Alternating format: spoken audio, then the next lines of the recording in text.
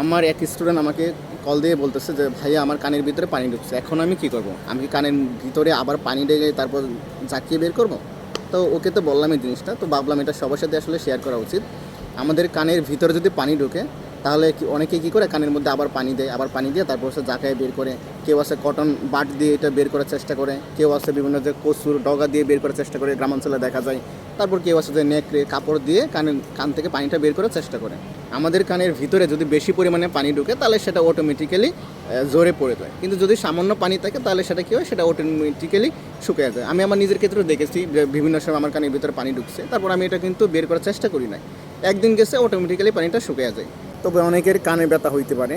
তো কাদের কানে ব্যথা হয়, যাদের কানের মধ্যে বিভিন্ন ধরনের প্রবলেম আছে, যাদের কানের পর্দাটা একটু ফুটো থাকে, তাদের কিন্তু এই প্রবলেমটা হইতে পারে, কানের মধ্যে ব্যথা হইতে পারে। এইটা না যে কানের ভিতরে পানি ঢুকছে এর জন্য ব্যথা হইতেছে, কানের অন্যান্য সমস্যার জন্য কানের মধ্যে ব্যথা হইতে পারে।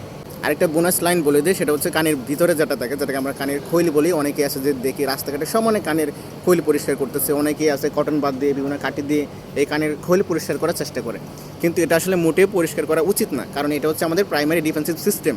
এই কানের খোল যেটাকে সিরিমেন বলা হয়, এটা হচ্ছে আমাদের বাইরের বিভিন্ন জীবাণু থেকে, তারপর হচ্ছে যেগুলো একদম হার্ড সাউন্ড ওয়েভ আসে, এই সাউন্ড ওয়েভ থেকে কিন্তু আমাদের কানটাকে, আমাদের কানের পর্দাটাকে সে প্রোটেক্ট করে থাকে।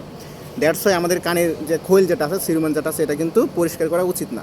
তবে হইতে পারে অনেকেই আছে অনেক বেশি পরিমাণে জমে যায়, যদি এক্সেসিভ জমে যায়, অতিরিক্ত পরিমাণে জমে যায়, তাহলে সেটা কিন্তু কান অটোমেটিক্যালি বের করে দেয়। দেখবেন কারো কারো এমনিতে কানের খোল বের হয়ে চলে আসতেছে, গোসলের সময় এটা অটোমেটিক্যালি পরিষ্কার হয়ে যায়। সো কানের খৈল বলি আর হচ্ছে পানি বলি, এটা বের করার জন্য, এটা পরিষ্কার করার জন্য আমাদের কোনো দিনই কটন বাড, কাপড় অথবা অন্য কোনো ইনস্ট্রুমেন্ট, অন্য কোনো জিনিস ইউজ করা উচিত না।